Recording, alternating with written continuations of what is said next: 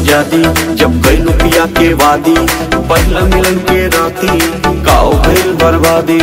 बोला अरे बोला अरे बोला बोला बोला के कमरिया हरियर सड़िया खींचली हले राजा जी। धके कमरिया हरियर सड़िया खींचली हले राजा जी। ओही रे जगहिया ताते काटली हले राजा जी।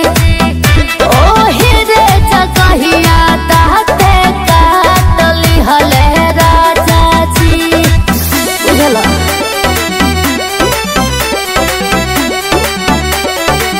ओहो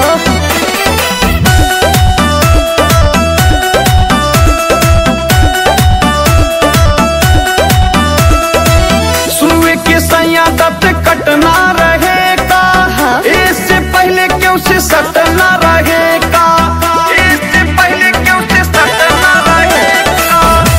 पहिले त धइले हमर नारामी कलैया।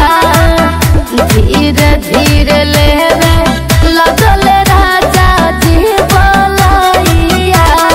टूटल बाटे चूड़ी की टूटल बाटे बाली, आगे कुछ भइल की पूरी रात गइल बा खाली। बोला अरे बोला अरे बोला बोला बोला ए सुना फूलल फूलल गलवा धक